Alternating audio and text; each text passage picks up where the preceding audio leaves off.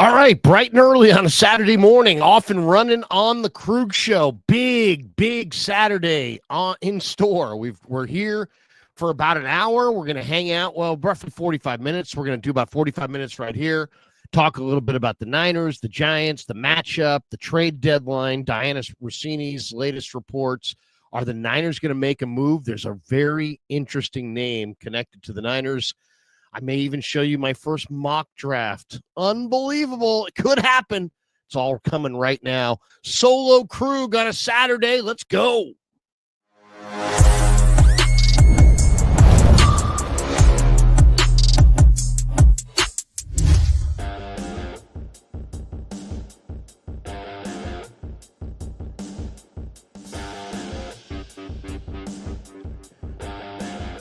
Good morning. Welcome to the Krug Show. Hope everybody's having a fantastic November. It's been a great November so far. Have you gotten everything done in November that you said you would get done by November? Today is November. It's like one of those things that it's easy to say in the summertime. Yeah, we'll get to it. I'll do it. Yeah, I'm going to do it. Yeah, I'll get to it. I'll have it done before November. Because November seems so far off. When you're in July, August, November. Yeah, we're not doing that until November. It's amazing how fast the football season goes by. It's amazing how fast the fall goes by. It's amazing how fast once the kids go back to school in September and the weeks, everybody puts their nose down and just starts grinding. And you just, all of a sudden you look up and it's like, it's almost Thanksgiving. It's unbelievable. Happy post-Halloween if you made it. Very few trick-or-treaters last night in our neighborhood. Very few. I'm not sure if it's a post, the whole COVID thing. I don't know. Who knows? But not as many trick-or-treaters as I thought we would see. So maybe it's just my neighborhood. Maybe I'm not living in the right hood. I was prepared to give out candy, though I got to be honest. Just between you and I, I'm a little embarrassed by the candy that my wife bought. Because she bought some generic candy. I'm looking at it. I'm like, what is this? I go, is this a Milky Way? Now looking at it. In fact, you know what? Give me 30 seconds. I'm going to sneak off and I'm going to grab one. I'm going to show you guys this ridiculous candy we tried to give away yesterday. Give me 30 seconds.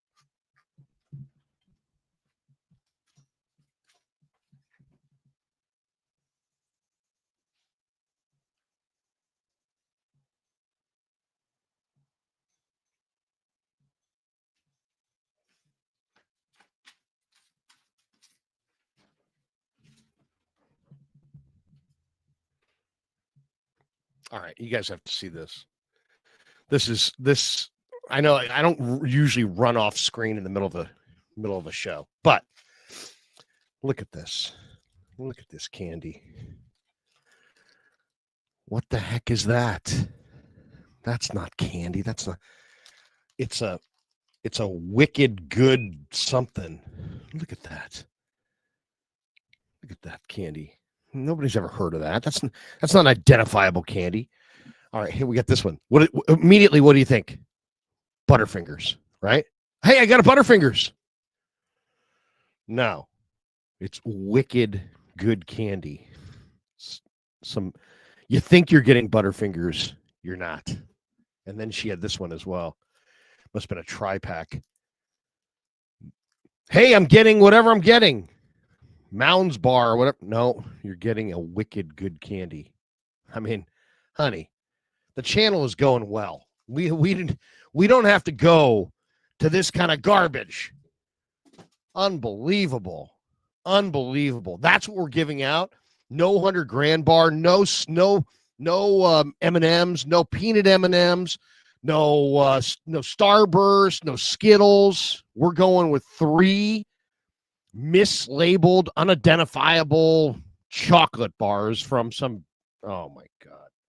This is where my wife gets a little on the cray side, a little crazy. All right, that's as far as I'll go because for the good of the relationship. But I had to share that with you. So we had no trick-or-treaters. Now, did we have no trick-or-treaters because my wife bought secondhand candy? Well, it's not secondhand, but generic candy. I mean, literally, I'm surprised it doesn't have a yellow generic wrapper that just says candy, chocolate bar.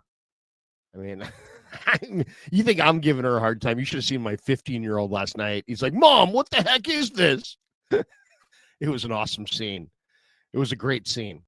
All right, welcome to November. That's as Bill Belichick would say. Why do we got to talk about old stuff? We're on to Cincinnati. Let's get on to the New York Giants and the task at hand today. And of course, we're brought to you by Pig and a Pickle. Check them out. Emeryville, Corte Madera, best barbecue in Northern California. Go say hi to Damon and Mary. Get some brisket chili. Tell them Krug sent you. It's all great, though. I mean, the barbecue chicken, it's all great. The brisket, the pulled pork, the house, the little homemade chicken pot pies that Damon will make sometimes are amazing. Damon and Mary, the owners of Pig and a Pickle, check them out. And so many of you have. So thank you, by the way. So many of you have come to the Bay if you're not in the Bay and stop by. And Damon is always sending me pictures of, hey, man, you know, some of your fans of your show stop by today. Fans of your show from Philadelphia. Here's a fan of your show from Kansas. Here's a fan of your show from Florida. You know, it's like very, very cool. And then all the people in Northern California that have gone by Pig and a Pickle. And, you know, it's a great time of year, too, with the clocks turning back. Everything's later now. It's dark earlier. And if you don't feel like cooking one night, Pig and a Pickle, pick it up. That's absolutely, you're going to walk into that door and your family's going to be like, I love my parents. They just brought me Pig and a Pickle, incredible barbecue. On a night where mom's not cooking, dad's not cooking, it's Pig and a Pickle night. All right, let's get into the Niners. Why are we doing the stream today? Well, there's, you know, and a lot of people get really triggered, by the way. If you're triggered by Kev putting out breaking on our thumbnails, just go away. I mean, just go away. This isn't for you. I mean, if these stories aren't breaking enough for you, I don't know what to say. I can't listen to more. I read all of the comments in the chat. So, you know, when you say, oh, this is, you know, whatever, this is clickbait. Oh my God, stop. Please stop. Please stop. You know, we're a Niner channel that doesn't do it once a month. We're a Niner channel that doesn't update you every 3 weeks. We're a Niner channel that doesn't update you once a week. We're literally giving you 5 to 7 live streams every single week and about 20 videos. And at some point, we're going to contradict ourselves. At some point, we're going to change our opinions. At some point, you know, and these are breaking. The trade deadline is November 4th. That's in 3 days. All right. So when Diana Rossini starts reporting on what her latest intel is on the NFL trade deadline, that is breaking. That is a breaking story. And the 49ers are a Super Bowl contender, and they are very much in the deal flow. The people that I know around John Lynch have said that John is taking and making calls. So yeah, does he, when he's asked about it on the radio or television or in print, does he kind of downplay it? Yeah. Because he's a smart guy. He went to Stanford. He's not an idiot. He's really smart. And he's not Farhan Zaidi, who's fake smart. He's real smart. And what do I mean by that? Farhan Zaidi didn't understand basic tenets of sales. He's like this genius that doesn't understand something that people who have an 8th grade education understand easily, which is you have to underpromise and overdeliver. And if you do the opposite, you're a jackass. And John Lynch understands this. So he goes on the radio and he's like, yeah, you know, we don't want to move our draft picks. And, you know, we really are looking for somebody that's under contract beyond this year. And, you know, we'll do our due diligence, but, you know, we're probably, you know, I mean, he's downplaying it. Why? Because he doesn't want to get you guys all riled up and expectations. We're going to do this. Hendrickson is walking through that door. I mean, he's not doing that. He's not doing that Farhan Zaidi crap. No stone is too great to unturned. We are going to look at every corner of the universe. Shut the fuck up. You traded for A.J. Pollock, you idiot. I mean, and you cut him 3 weeks later. I mean, shut up. Seriously, Farhan just needed to shut up. But he just kept doing it. We're going to do that. Dude, you did nothing. You talked a huge game. All hat, no cattle. All right, there you go. Lynch is smarter than that. So he's going to downplay it, but he is making calls. He is being aggressive. They are looking around. They are trying to add to their team. Robert Saleh said, hey, do I need somebody else? I'll take anything I can get, man. I'm not going to make demands. It's up to John. It's up to Kyle. It's up to the organization. I know my place. I'll give my opinion, but I'll take it. Come on, bring it on. Yeah, he needs help. He needs help. It is a rush and cover game on defense in the NFL, and the Niners aren't good enough in either area right now.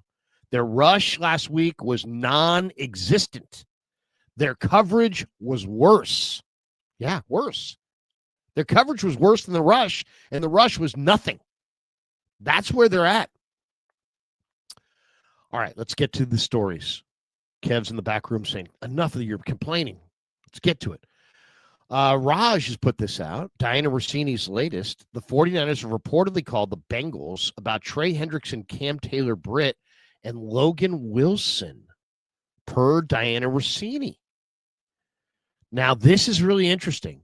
I know firsthand that the 49ers were going to draft Cam Taylor-Britt. Let me go back to that draft. I'm going to take a look at that draft. Cam Taylor-Britt played at Nebraska, I think. Nebraska, Omaha, maybe? Let me see. Forget exactly where Cam Taylor-Britt played. I thought he played at Nebraska. The Niners wanted him in the year that he came out in the draft, and were prepared to take him. And the Bengals got right in front of him and took him. Let me see. Cam Taylor-Britt was drafted in Nebraska in the 22 draft. Okay, the 22 draft, Cam Taylor-Britt was drafted. And the Niners wanted him, and they picked next, and Cincinnati took him. And he's a really good player. Yeah, here it is. Here it is. I'll show you the draft. It's amazing sometimes. When you guys see this, you're going to puke. But yeah, the Niners wanted Cam Taylor-Britt. And they wanted him. They were prepared to take him. And guess what happened? Here it is right here. The Niners had the 61st pick. Bengals had the 60th pick. And they took Cam Taylor-Britt. And they traded up, I believe, in front of the Niners to get him. So, yeah, because this pick came from Tampa via Buffalo. So, yeah, Bengals traded into the spot in front of them and took Cam Taylor-Britt. I'm really convinced the Niners were taking Cam Taylor-Britt right there. Instead, they took Drake Jackson. We know how that went. By the way, 2 picks later, James Cook. 3 picks later, Nick Bonito. That's who they should have taken, is Nick Bonito. Oh, my God. Looking at this makes me even sicker. I'm getting off this page. But the Niners wanted Cam Taylor-Britt. He's a really strong corner with 4.3 speed who's been in Cincinnati his whole career. And they really like him, and I really like him. He's a phenomenal athlete, very strong, good, really explosive athlete, super great tester, really good player. So, I mentioned it last week. The Niners are not only in need of something up front, they could use another corner. Renardo Green's dinged. Upton Stout's dinged. Demo Lenore's dinged. When you run out of corners, you run out of life in the NFL. In a passing league, you got to be able to defend the pass. And you got to have corners to do it, and you can't fake it. It's not like you can be like, yeah, just get anybody, throw them out there. No. Does not work, won't work. It's proven to not work. Teams will literally figure out where your weak spot is, and they'll just go at it repeatedly until the game's over. So you got to have corners. You cannot fake it. And you can't coach it up, really. You got to have athletes, guys who can mirror, guys who can run. They got to be healthy, right? You got to have healthy, athletic cover guys to play really good pass coverage in the NFL. So that's the first story of the morning, is Diana Rossini is saying that the Niners are interested in Cam Taylor-Britt in addition to Logan Wilson, in addition to Trey Hendrickson. Now, the question is this. What are the Niners willing to give? I don't think I'd be willing to give my first round pick. Not willing to move that first round pick. It's a non-starter. I can go with multiple day 2 picks over the next 2 drafts, and I can even throw in a player, and I can even throw in a third pick if we had the right package of players coming back, but I ain't going number ones. I'm not going to trade first-round picks. So if that's the deal, that's where I'm hanging up. That's where I'm moving on. But I would go to the Bengals, and I would offer them my 2 this year, my 2 next year for Trey Hendrickson, Cam Taylor-Britt, and Logan Wilson. The Niners could use all 3. If anything, the Niners need more numbers on defense than they need anything else. So Cam Taylor-Britt, I was guessing Roger McCreary and Arden Key from Tennessee, but Hendrickson and Cam Taylor-Britt would be better. be better at obviously better up front with Hendrickson. Hendrickson's way better than Key, but it would be way better on the back end too because Taylor-Britt is better as well than McCreary. It's close, but I think he's a little bit better athlete, a little bit better runner, a little bit more high-end athlete. So there you go. That's that, and Logan Wilson would help. I mean, the 49ers, they don't want to put Nick Martin on the field. They don't trust him, but they're playing Luke Gifford, and Luke Gifford's a special teamer, but he's getting time from scrimmage, and they obviously could use another linebacker as well. And Logan Wilson would be a good one, and it sounds like he's fallen out of favor. And you know what? I think Keon White is going to show going forward that just because you've fallen out of favor here doesn't mean that you're not a good fit there. And, a lot of people, I've talked about this. I won't go into it too deep, but if you said, I've got a lot of people going, if Keon White was worth anything, Vrabel would not be getting rid of him. And all I would say to those people is that's sound reasoning. That really is sound reasoning. But it's totally ignorant of football scheme and fit. And that's really why Keon White is a Niner, because he's not a scheme fit there, and he is a scheme fit here. And I'll just do a quick explanation on that. The 3-4 teams, not all of them, but most of them, they exist with 2 different kinds of players on their front. They have their down 3 lineman group and the backups. And those guys are usually like 2 gappers. They're run stuffers. They're broad, wide bodied, occupy multiple blockers, occupy multiple gap. They're 2 gappers. It's like 3 nose guards, basically. I want 3 wide body defensive ends who absorb blockers and keep everybody off the second level. Nobody climbs to the second level to pick off linebackers outside or inside, because I got 3 behemoths in the middle who all weigh a ton and absorb offensive linemen for a living. Okay, so that's what they had. That's what the Patriots have up front. They got 3 big bodies, right? 2 gappers. Well, Keon White's not that. Keon White is not a 2-gapper. Keon White is a jumbo defensive end. He's a 1-gap, penetrate and go kind of a defensive lineman who can play inside and outside. The other thing that a 3-4 team needs is outside backers, and they're usually 230, 240, and they sometimes rush and they sometimes drop into coverage. That's not Keon White. He's not a coverage player. He's 280, 285. He's a go forward 1-gap penetrator, and you can line him up here. It doesn't matter where you line him up. You can line him up outside. You can line him up inside. You can stun him. You can play all kinds of twist and stunning games up front. He fits the Niners wide 9, get up the field and go from any spot. You can rush him inside. You can rush him outside. You can work games with him. He's a perfect fit for the Niners scheme. They want pass rushers, guys who can get up the field and rush the passer from any spot. Well, that's what he is. He's not a 3-4 outside linebacker. He's not 230 pounds. He's 285. He's not a 320-pound plugger, 2-gapper. He's not. He's a 1-gap penetrating athlete who just happens to be, instead of 260, like most defensive ends, he's 280. Naturally, walk around weight, 280, 285, maybe even closer to 290. But he's not the 310 wide body. He's a more angular edge rusher who can rush from inside. So he's a good fit for the Niners, and he's a bad fit for the Patriots. So he fell out of their rotation, but he fits here. And I think this is going to be a great deal. I think the Niners actually found a player that had very little value to his existing team. He's under contract for next year, so it's not a rental, and he fits the Niners scheme. And he's a great athlete. I mean, a high-end athlete. Very, very great athlete. By the way, I saw some local news people talking about him last night. There's nothing worse when the local anchors try to pretend they know sports. And they're like, yes, Keon White, who was a star at Georgia. Well, it's Northern California, and nobody really gives a crap about college football here, so that little mistake is just overlooked.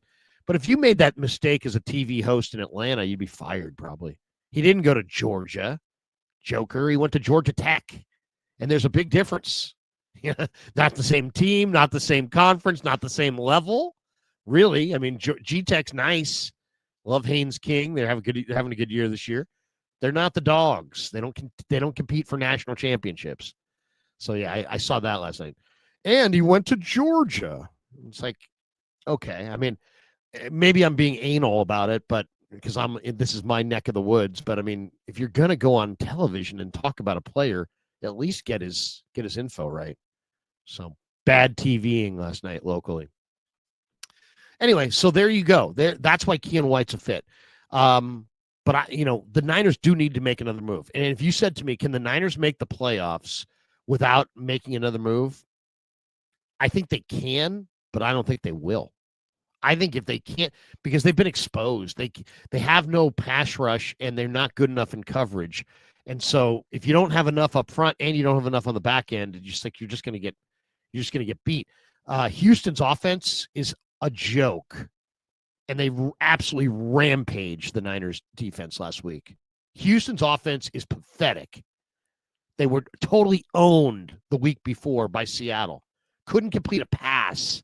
Stroud completed 46% against Seattle last week, 2 weeks ago. Last week against the Niners, 23 of 28 at halftime. Way too fucking easy. If the 49ers are going to play defense the rest of the year the way they played in Houston, they're not going to the playoffs.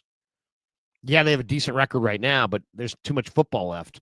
If they play this poorly the rest of the year, they're not going to the playoffs. So they need an addition to go to the playoffs.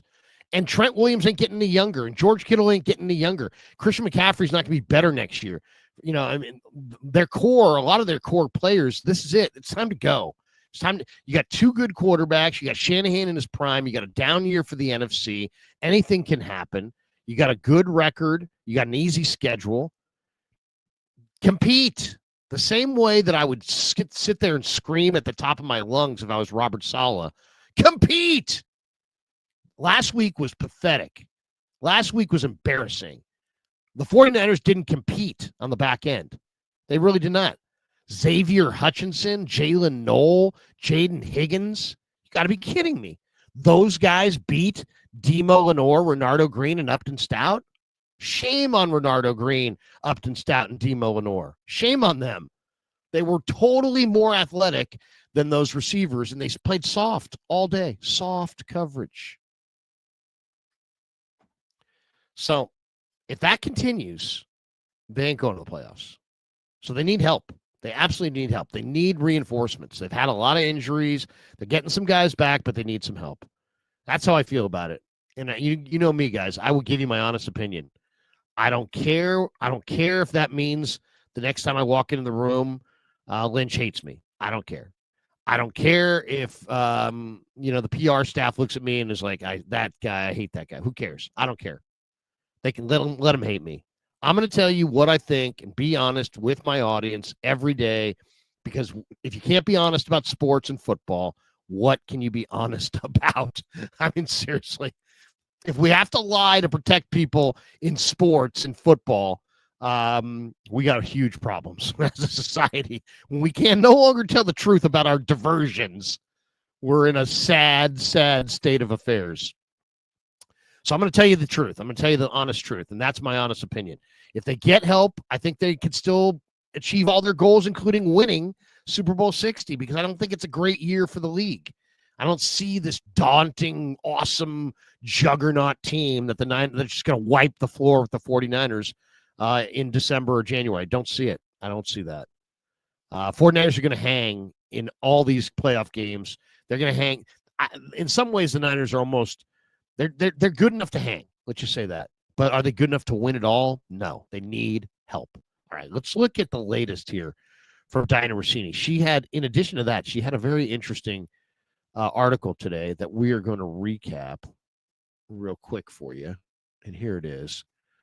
This is a tweet that she put out. Trade deadline intel per Diana Rossini. Okay, I just reposted this on my Twitter. This is how she sums it up. Jets looking for at least a third-round pick in return for Breece Hall. Supposedly the Chiefs are hot on the trail of Breece Hall. 4-3 running back. That's all the Chiefs need is another game breaker on offense. This is another interesting note. Titans fielding the most calls on Arden Key, Draymond Jones, Tony Pollard, and Tavondre Sweat. Now, that last name is super intriguing to me. Tavondre Sweat is a big war daddy inside.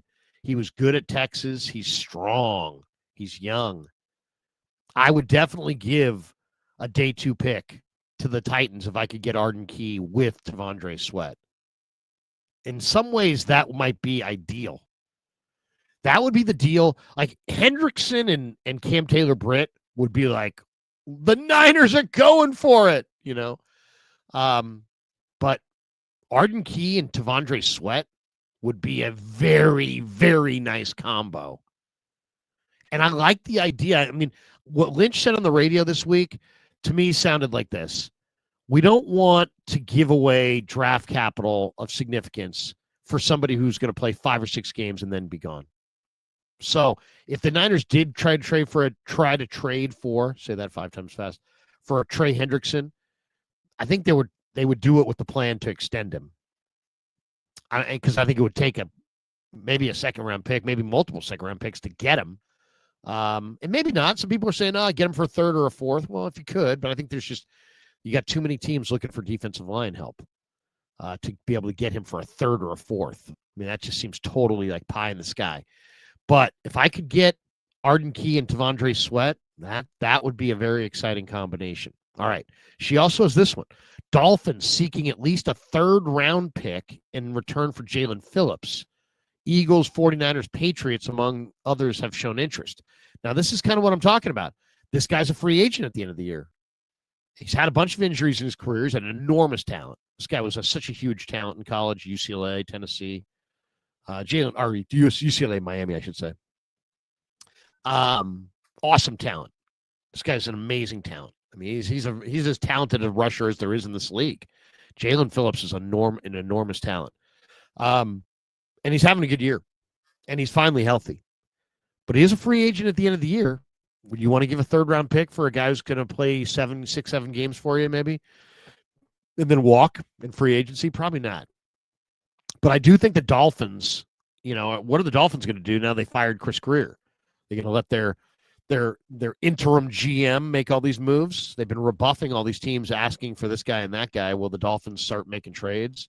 They got Bradley Chubb. They got Jalen Phillips. They've got, they got a number of guys that people want for sure. Jalen Waddle, I don't think he's a fit for the Niners. He's just too expensive. But Jalen Phillips would be great, but that's trading your third-round pick for a guy who's going to potentially walk at the end of the year, and I don't think I would do that. I love Jalen Phillips, don't get me wrong, outside of the durability issues, but I don't want to give a third-round pick for a guy who can walk. Then she says Myles Garrett is not getting traded, which is great news for the Niners because there was talk that the Eagles wanted him and were kicking tires on trading multiple number ones to get him.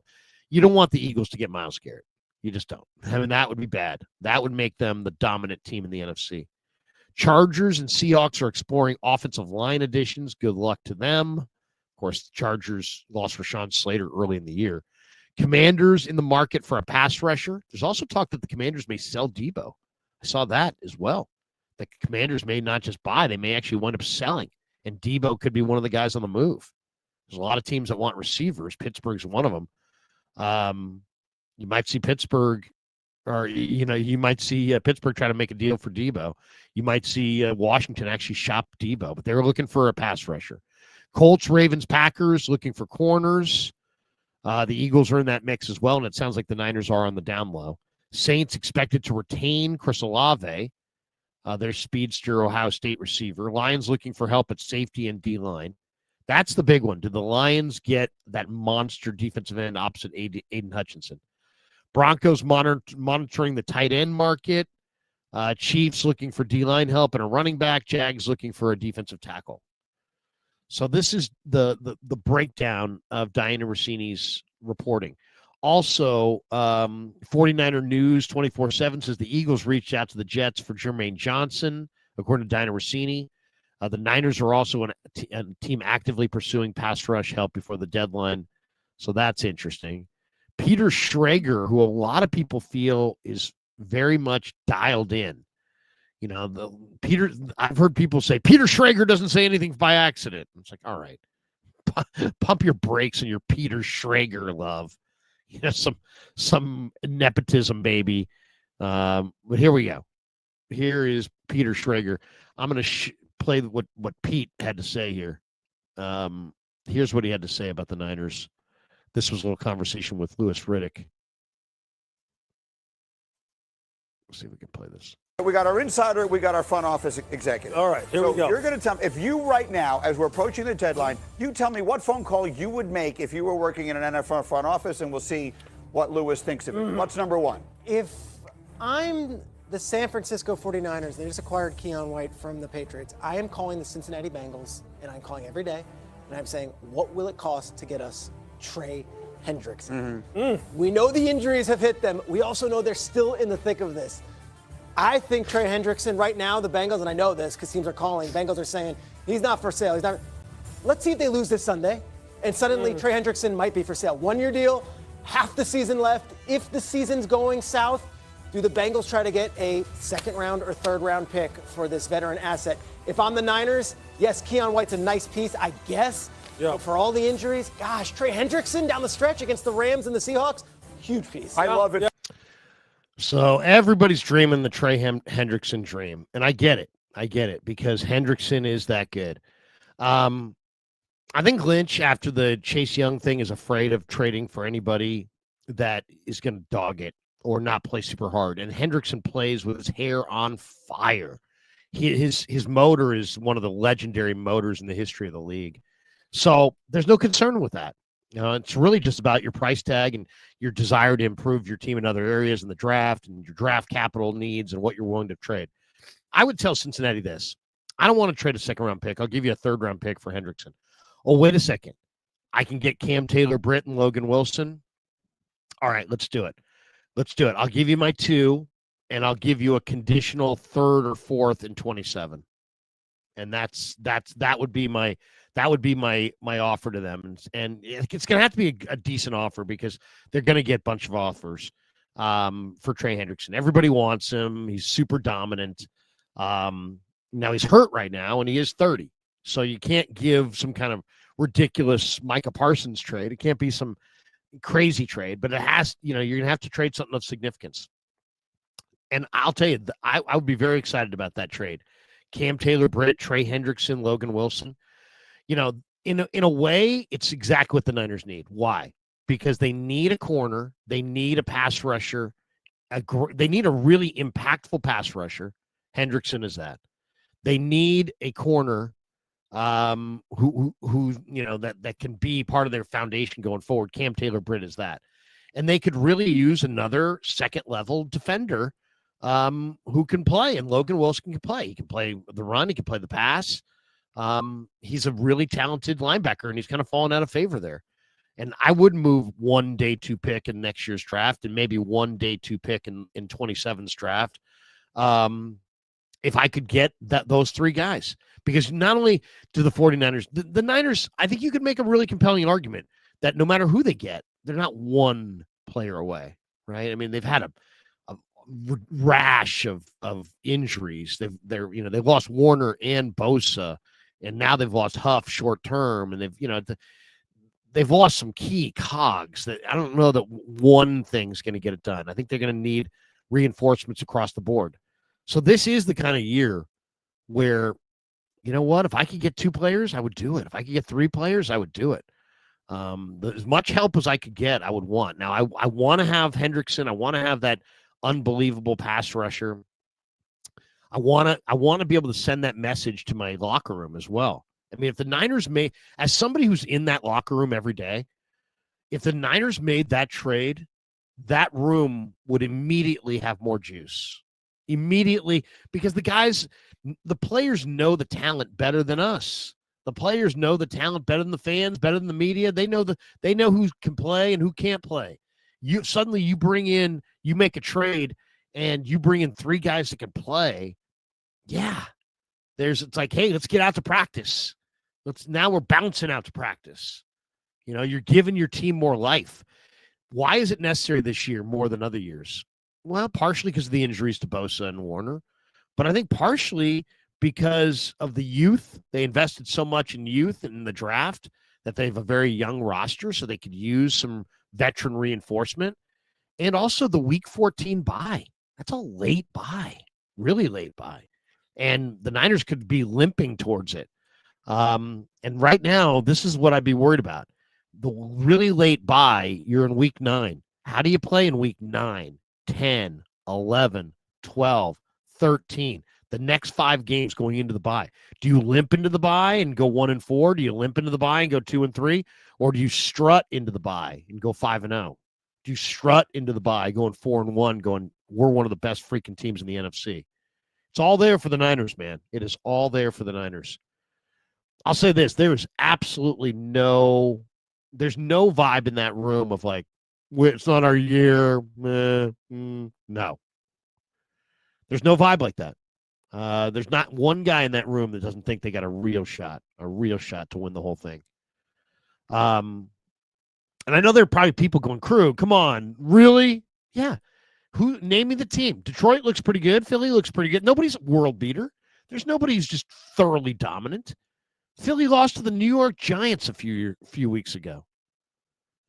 Detroit's beatable, especially they're a 1-quarterback team, has an immobile quarterback. So, yeah, I think it's doable, especially if you can get Brock Purdy back. You got 2 quarterbacks that can read coverage, 2 quarterbacks that can process, 2 quarterbacks you can win games with, 2 quarterbacks I think you can win in the playoffs with. So you need a little help on defense. There's no question. You need a little infusion of talent on defense. And that's what Lynch is looking for at this point.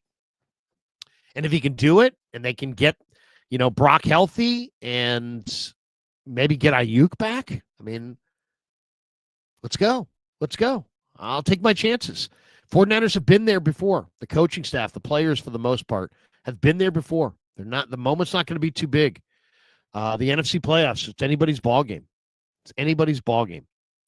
All right, let's hit a couple supers. I'm going over on KNBR at 10 for 49er forecast, and the great Todd Husak's going to stop by. And we'll have a little segment over there. So you're all welcome to join me on the radio in 13 minutes. All right. Okay, we have another report here. Or maybe this is the same report. Yeah, basically Raj is just putting out the same report that the Niners have reportedly called the RSF 49ers. That's my man Raj Melwani. Raj, we love you, brother. He says the 49ers have reportedly called the Dolphins about outside linebacker Jalen Phillips. He's more of a defensive end, to be honest. Per Diana Rossini, the Dolphins are looking for at least a 3rd rounder. Okay. Once again, 3rd rounder for Jalen Phillips or 2nd rounder for Hendrickson and Cam Taylor-Britt and Logan Wilson. I'm not moving that 1. Even if I get all 3 players, I'm not moving a 1. I'm not moving the 26-1 for sure. Absolutely for sure not moving the 26-1. You got to have a tackle with that pick. So, not moving that one. All right, Humdinger says wicked breaking news. Do not go trick-or-treating at Larry's house. Also, Trey Hendrickson. Yes. You saw that ridiculous candy. I mean, there's very few things I'm ashamed of in my life, but our Halloween giveaway last night is at the top of the list. Joseph Ernberg says, should they look into Breece Hall? I think Breece Hall makes a lot of sense. Okay, so here's why. You're a running football team. Like, if I had to say what's the key to Niners game tomorrow and the Niners next month, run the ball. Run the ball. And they have not been able to run it consistently. Now, Breece Hall is a free agent at the end of the year. So whatever you're trading for him, he's headed to the market. But yes, if I could, I would call them right now and say, here's Isaac Guerrero and a pick. Send me Breece Hall. Or I hate to say it, I'll offer you Brian Robinson in a pick. Send me Breece Hall. Breece Hall's got 4.3 speed.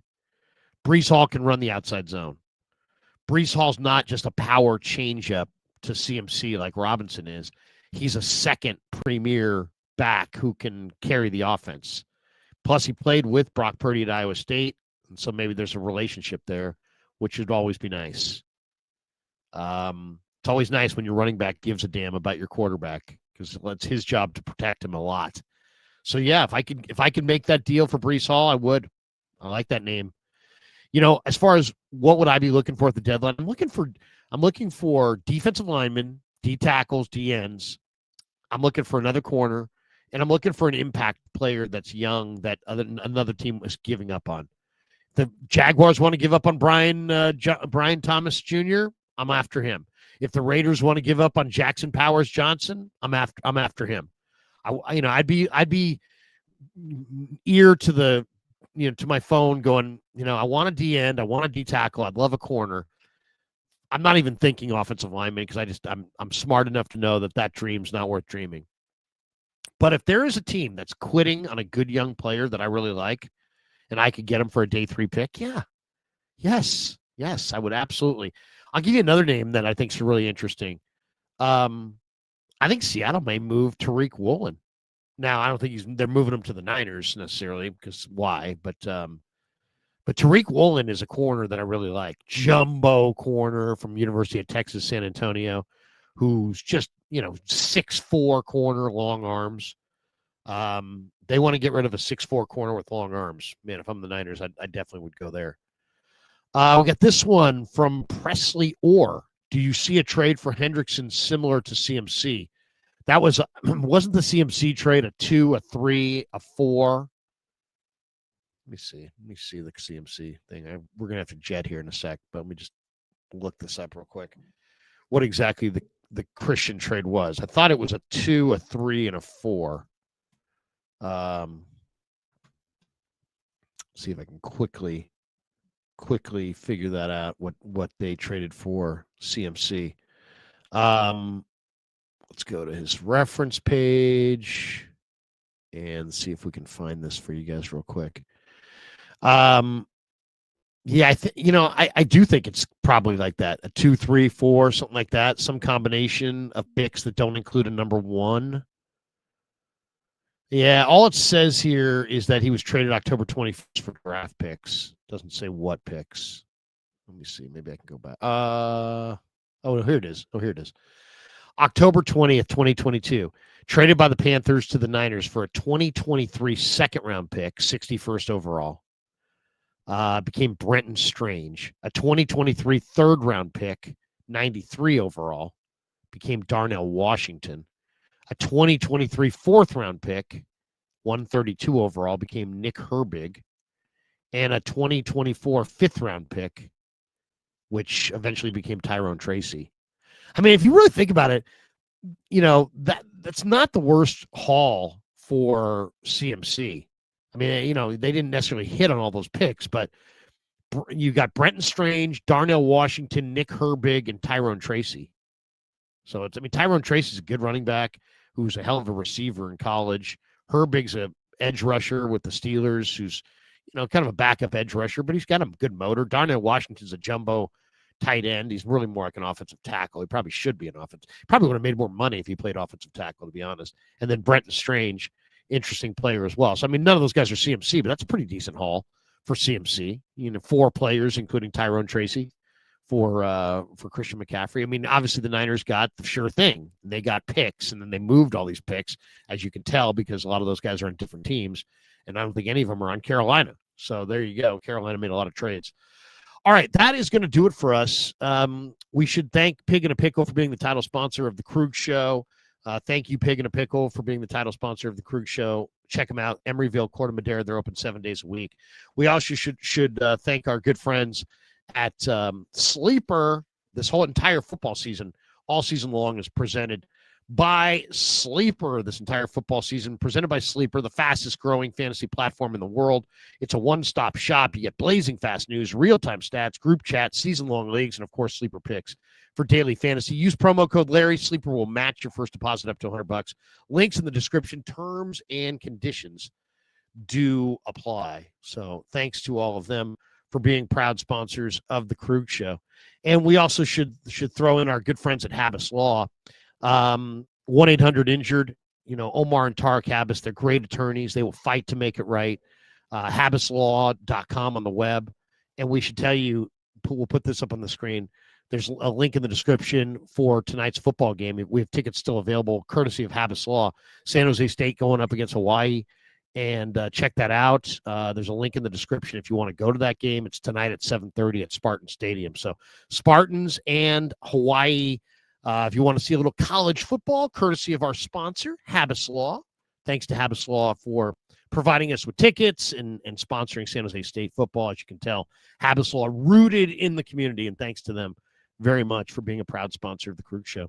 All right, join me on the radio. I'll be there 4 minutes from right now, and we'll see you over there at the Sports Leader. Yeah, never met a man I've been scared of. Careful.